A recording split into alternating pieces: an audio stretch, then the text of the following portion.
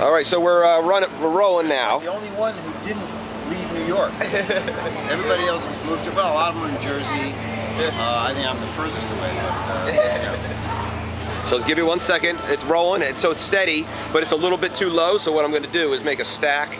Good morning, gentlemen. Good morning. How are you? Good. How are you? Good. We are doing an interview, and we really don't want anything. If we have to have something, we will order something. Yeah. No, I'm just kidding. All right. Well, these guys are very famous. So is he, Thank you. I'm pretty famous here. I was going to say, you look famous. You look famous. Yeah. The glasses and the tattoo on the... glasses, you know, you hide the... My girlfriend would not let me get a tattoo on my neck, and I see you have a tattoo on your I neck. have two. I have bass clef and treble. Are you a singer? I am. Awesome, me too. So's he. All right. Yeah, yeah. Actually, here, Interrupt your interview. here, take this. Download the song. Check it out. That's my song. Do me a favor. All right. Check it out. Thanks, guys. Thank you. Sorry. Oh, you're okay. You're a love. Okay, we're ready, and actually the camera angle is fantastic. Great. Whenever you're ready. All right, so here we go. So I've got 20 questions. 20 questions, all right. Speak as loud as possible. Right. Okay, question number 1. So a bunch of them are more techie questions, I guess. Not necessarily techie, but for me and my gamer friends, you know, like specific questions about the game. So that's the first couple. I hope I know the answers. Yeah, we'll see. Well, you know, the 20 questions format, you might just say no, and then it'll be, you know, it'll quick pass. Exactly. Is that a Yeah, pass is answer? an acceptable answer. Yeah. So, yeah. Okay, so the first question. Me and my friends were all wondering, how many lives can you get in Qbert? Does the life counter roll? Yeah. Wow, I got to think about that one. I think you can accumulate up to 9. Well, that's what's displayed. Yeah. But it seems that you can accumulate hundreds. How many in the memory? Yeah, how many in the memory? Yeah, so, certain games can go, you know, at 256 it flips back to 1 life. But it seems that I mean, I felt like I've had over 500 men, but I was just wondering. Maybe I would have to look at the code to remember. I really do not remember that at all. We wanted to know that question so much. We were going to have all the best Qbert players play in succession. Like one guy play one day, then the next guy play, and see how far it can go and see the answers to these questions. You know, if you could find out, that would save us. I could actually just look at the code. It would take me a while to figure it out because I have not looked at this code other than to leaf through the printout I have. I have not really looked at the code for, you know, 35 years, or well, 30 years. And see, I like that answer, that's even informative, you know? That's good. Very good answer. Yeah. Okay, so question number 2. Yeah. Well, you might not know the answer to this one, too. There is no kill screen as far as we know. Is that something that was deliberate? I mean, you know, most of the games that have a kill screen, it's a bug that happened. So was it good programming? There's no bugs that... Yes, it was good programming. Good answer. No, I mean, seriously though, I mean, yeah, we didn't, you know. I mean, I played for 85 hours and it didn't freeze up at any point, so we're figuring it's just going to go forever. That was also good maintenance of the game. Right. Yeah, I mean, you know, I think you know we also have to credit the hardware design and certain things like that. That they're, you know, the hardware made it easier to make a solid program. So maybe it's because it was an American game. All these Japanese games freeze up at like 128 frames. Well, you know, I think it's just something they didn't think about. It's just something they didn't foresee. And you know, one of the advantages of Qbert is it came out after some of those, so you know we were aware of them. All right. Question 3. So now in the game, the UG and the wrong way come up from the bottom. It's relatively easy to hop over them. And I was wondering if that was something that you made it that way. I mean, in Pac-Man, you can go through a ghost by accident. It's a you know, just a flaw, a glitch. But it seems that you can hop over UG and the wrong way on purpose. Well, I really oh my God. Yeah. I'm trying to make sure that we catch the audio. So go ahead. Oh, thank this time.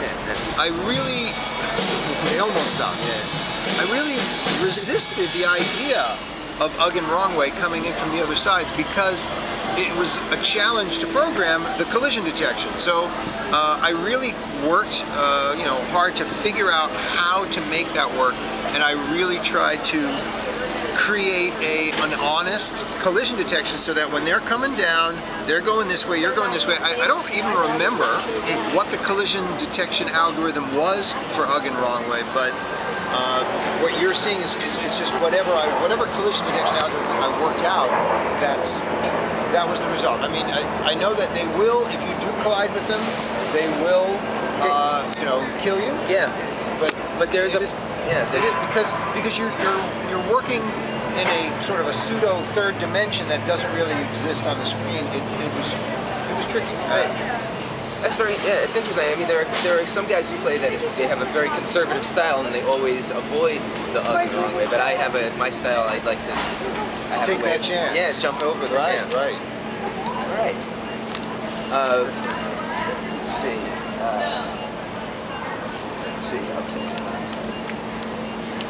Okay, question number 4. Okay, so this is a 2-part question. The one is the behavior of the enemies totally random in the sense that you can play Pac-Man and do the same pattern and you're fine? Is there a point in Qbert where there's a coin flip and a ball is going to fall from the left to the right and you have to avoid it and it's going to throw off your pattern, so there's no way to actually repeat the pattern? No, yes and no. Okay, the path of every ball is determined before it falls. There are 7 rows in the pyramid, and I basically create a random byte, and I look at 7 of those bits. So once that byte is generated, that path of that ball is predetermined.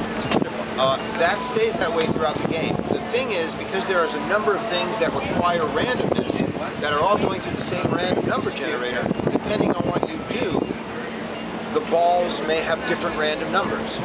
So at the very start of the game, if you play the same way every time, you're going to see the same thing every time. It feels like a pattern.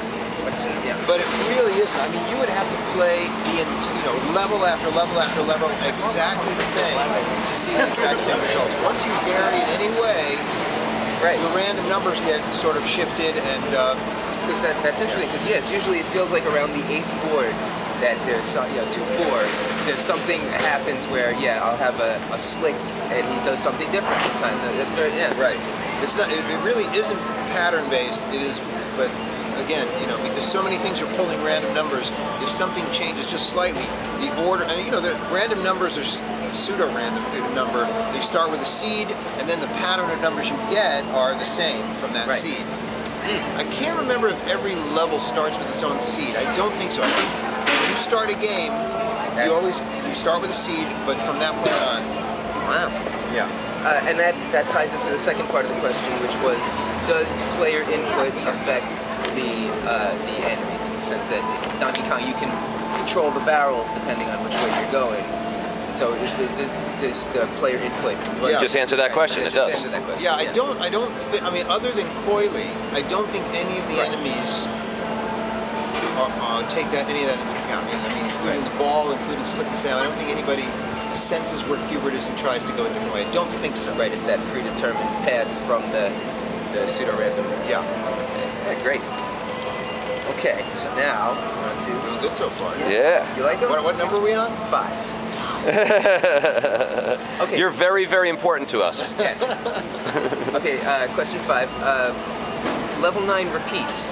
Is that because it was that the idea was that no one was going to be very good at the game, so there was no sense in going beyond 9, or was there some other reason why? No, I mean, can I be totally honest with you? That's all we want. I don't think the tuning changes after level 5. I agree, absolutely. The number changes, but I don't think the tuning changes. That's right. That's what I. After level, so, and the numbers, because we only had room for a single-digit number in there, we only go to level 9. But yeah, we never envisioned people getting beyond level 9, and it was very hard to tune because. Come on, U.S. Foods! Doing an interview! I should have turned the camera on him because he really, really gave me a dirty look. Did you see that? He might actually be getting out of the car. So it was very hard to tune because people at Gottlieb were terrible at playing it and kept saying, it's too hard, it's too hard. Right. We put it in the arcades and some people Some people, you know, at the very beginning. So I was being pressured to make it easier. I wanted people to be able to play it, so I made it easier. And I, you know, it went out. I felt too easy because within about a month, you know, the reports started coming in and people just playing it for hours and hours and hours. And I was like, damn, you know, this was my first game, so I was new to tuning. But it was almost instantly that I was like, all right, I'm making a harder version, and I started making what became faster, harder, more challenging Q*bert almost immediately. Yeah. So that leads right into the next question. Question 6 was the things that are different in faster, harder, more challenging. Are those things that you were planning on putting into Q*bert, or are those things that you came up with after and said, this was too hard, I'm gonna make the discs move, and I'm gonna make it, you have to make the snake chase you and that stuff? It's hard to remember exactly, but I think it's a combination. I think there were some things we kind of wanted to do in the original and just didn't have time to do, or you have that things we thought of afterwards. Yeah, I mean, like making the discs move was sort of a logical progression. We're like, well, how can we make it harder? How can we make it more challenging? You know, Q*bertha, which I think might have been Jeff Lee's idea. It's really hard to remember who had what idea, but you know, that was again just an art change. I don't think her behavior was any different than Coily. Right. Well, she has a thing where she also changes the discs, the color. Right. Is there a game Q*bertha? Is it out? You know, Q*bertha is in the fest. Oh, okay, sorry. She became sort of like a replacement for. She's kind of a combination of the Coily and the green guy. She Gotcha. also messes up your pattern. Right, but her movement I think is exactly the same as Coily's. Right. They should have came out with a game Q*bertha, like Miss Pac-Man. I bet the name change would have been. Well, I bet Q*bertha would have made the game more popular than faster, harder, more challenging. In retrospect, you know, they wanted me to continue to make Q*bert games or another Q*bert game, and I really didn't have an interest. I felt like I did this. I did faster, harder, more challenging. They didn't release that, and I thought, you know, I'm kind of done with it. I had other things I wanted to do. I didn't want to be locked into this franchise, you know. Right. So, but in retrospect, you know, I probably should have kept it alive in the way Mortal Kombat, you know, Ed Boon continues to keep Mortal Kombat alive. Right. But at the time, it just seemed like I wanted to branch out to other things. So. Like when a band has a hit song, they get tired of playing it. Okay, question 7 is what games did you like playing before you made Q*bert? I liked Pac-Man. I did like Pac-Man. I liked Time Pilot. That's a good game. I liked Scramble. I like that too. How about pinball? Did you play pinball? You know, I was never a pinball player really. I mean, I played games once in a while, but I was never a hardcore pinball player before I started working in video games, because at that point the games were all there on free play. So I started playing pinball a lot once I started working at Gottlieb and then to Williams. And then I would enjoy playing those games a lot more once I sort of had the opportunity to develop a skill without having to put quarters in the machine.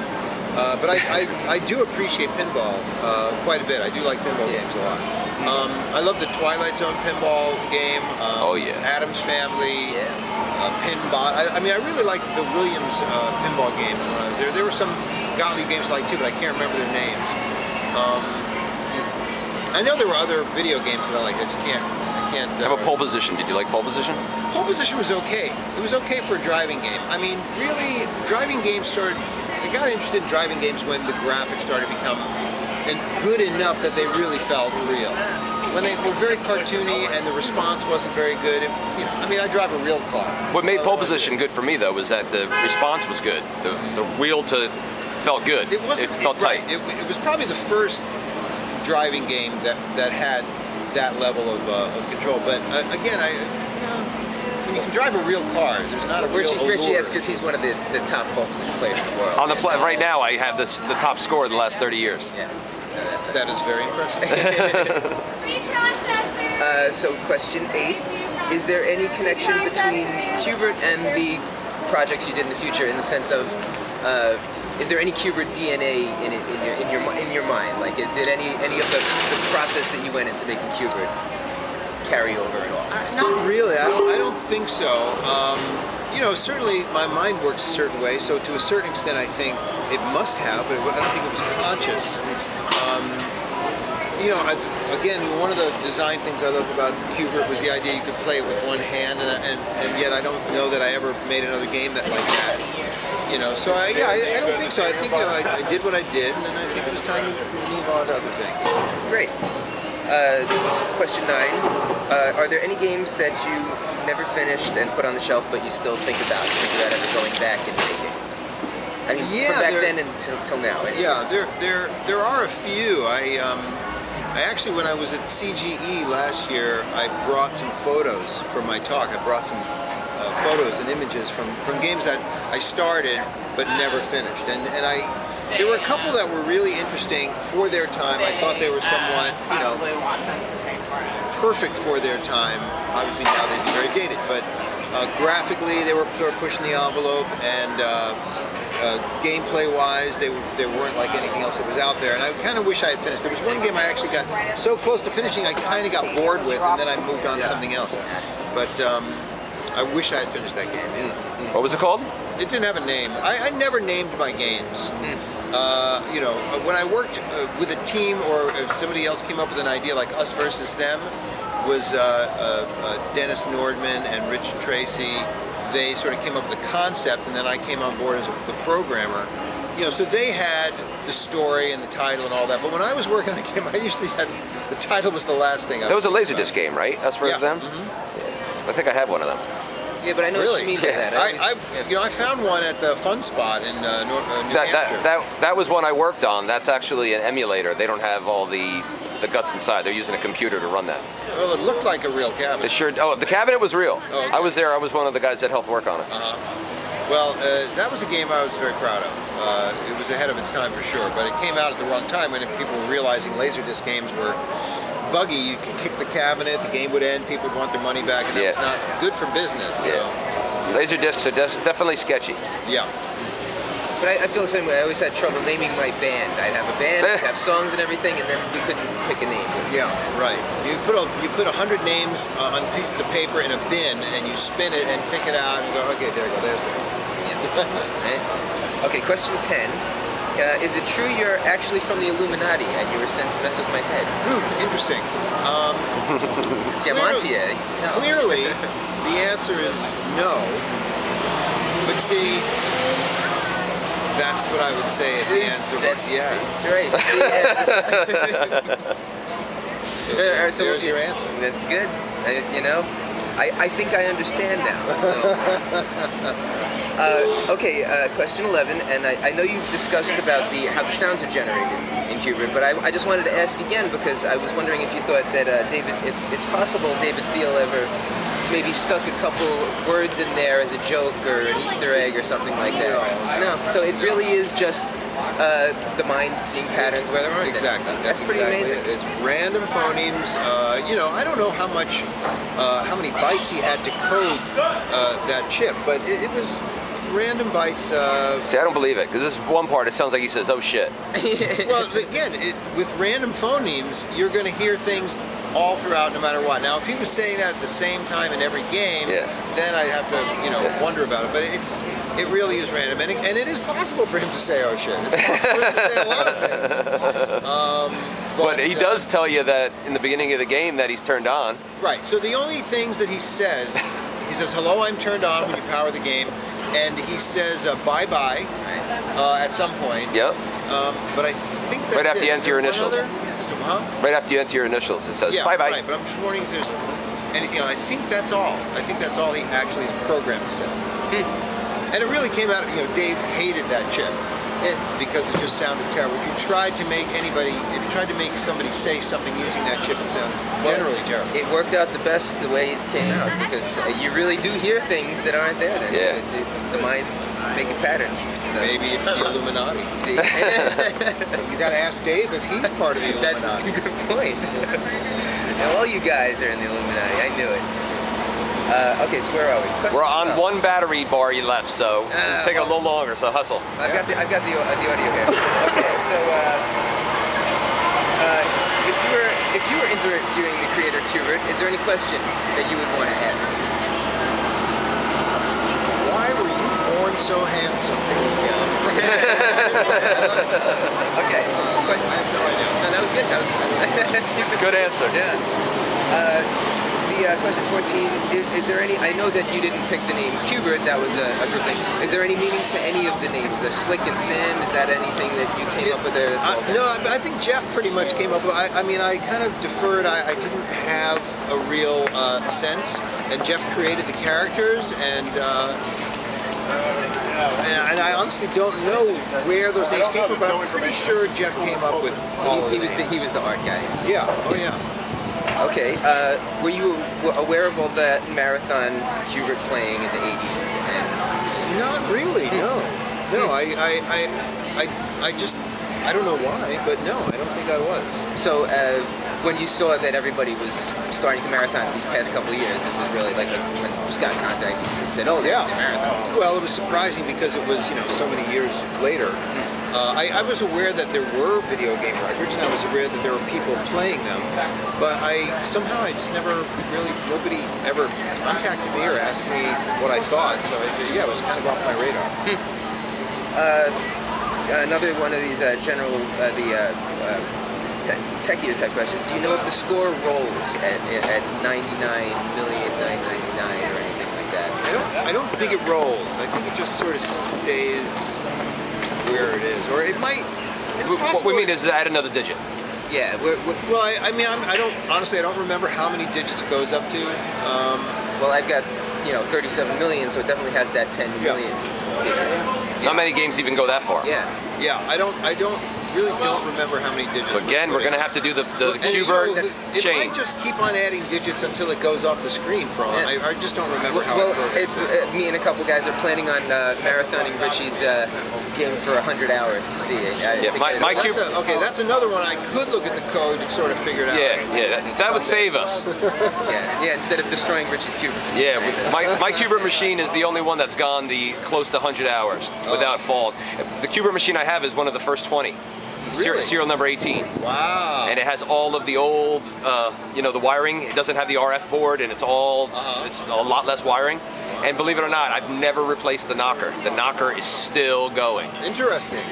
So, Put a little piece of foam in there. I'm telling you, it sounds a lot better. I will. I just heard about this yesterday. Actually, explain that for the interview. That's a great question. he's done now. Not with me? He's only asking me questions I've never heard. Okay, all right. If we have time, ask that question. The foam thing is great. So that I know you said Qbert is one-handed, so you can hold a beer in the other hand. I really appreciate that. Not a beer. I don't drink beer. I was a rum and coke. So All right, well, Like Julian from the Trailer I mean, Park it could Boys. be a beer. I wouldn't be holding a beer. So I was wondering though, have you ever been to Barcade or a bar arcade like the way they are nowadays? No, I haven't actually. Well, you should come down then to Barcade. We'll have Thanks, a beer. George. Where is it? Have you ever been to the East Coast? Yeah, I'm from the East Coast. he's funny. He's good. Why don't you invite him to my place? I'm good. He always does this. He says, "Why did you look That's at question Barcade?" 20. When are you coming down to Richie Knucklez Arcade? You should. It's he's close by. It sounds like if you're in Jersey. I mean, Well, are you on like the west side of Jersey or closer to the West city? side of Jersey, You're on the but west side from of New York Jersey. City, an hour. Yeah. An hour. Yeah, but Easy. the new arcade's going to be in Bridgeport. Oh yeah, the new arcade's going to be only a half an hour. You got a new arcade. I got a second one now. Sweet. Yeah, Very you good. come down to Congratulations. Bridgeport. Thank you. Okay, 70th see, house. get the plug. All right. All right. Hey, I'm just busting your balls. You know that. Listen, I was just Chops. in New York City for 24 hours on Monday. Why didn't you call us? Because I was in New York City for 24 hours. We would've came. I wasn't very long. And I had just bicycled 400 miles. Well, that's that. We'll excuse you then. Yeah. Are you still in contact with Jeff and the other guys? To some extent, yeah. Jeff, I haven't seen Jeff in a long time, but we are in contact on Facebook and through email. And Dave, I actually got to see, I think, the last Classic Gaming Expo in Las Vegas. It was in 2012. Yeah, there you go. 2012, and it was great to see him. We told old war stories, and I did a Qbert talk, and I invited him to come up afterwards to talk a little bit about the sound. So yeah, it was a lot of fun. Very cool. Next question. Do you ever, there have been these sequels, Qberts on the consoles, Qbert 3 and whatever, but Have you ever thought of making a remake like maybe a Qbert RPG or a Snots and Boogers kind of shooter or something? I would be happy to revisit Qbert if anyone asked me.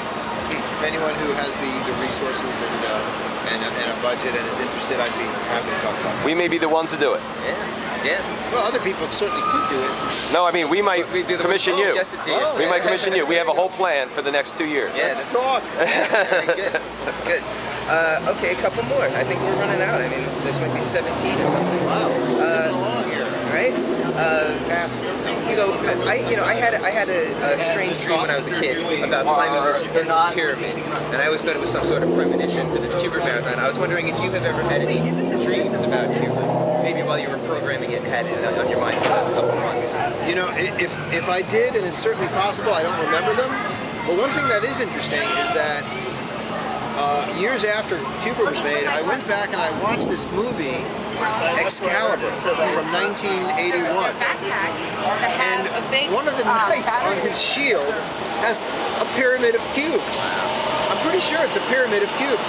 And again, it was certainly not conscious at the time, but that would have come out like right before Qbert. I must have had that in my mind. So it's very possible that the inspiration for that came from some Excalibur in a way. Yeah, I'd seen that movie, but it didn't register. Have you ever told that in an interview before? I don't know. Maybe not. That's awesome. New questions, new answers. That's excellent. Great. Next question.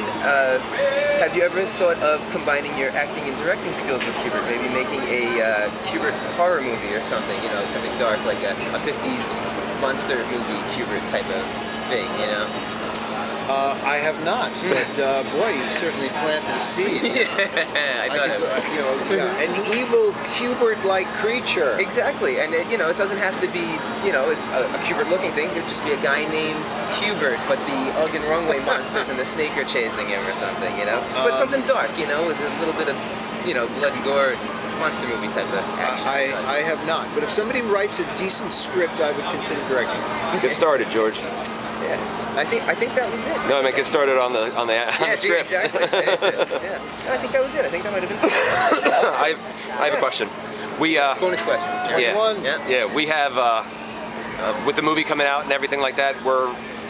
There's a guy named Wiley Wiggums that does a whole convention of guys that are still doing 8-bit games and old classic games, and I create my own custom cabinets and artwork and stuff, and I'm going to start putting out a new game every year and put it out on the floor and sell it to all the barcades across the country that are part of the Twin Galaxies network.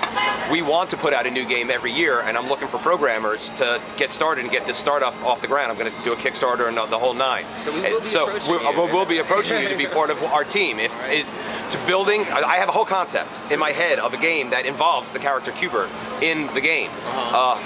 Would that be something that we want to talk to, maybe come on our team of programmers and start these new 8-bit games that get released once a year, one game a year, as a real cabinet that gets put out onto like 40 different locations across the U.S. I'd say let's talk about it. Awesome. We'll be sending you the email. We will be sending you the email because we have a whole concept of a new company doing these games again, because the resurgence with Fix-It Felix, how many people are playing Fix-It Felix, jarred my creative ideas, and he and I came up with a concept for a game that is going to blow your mind.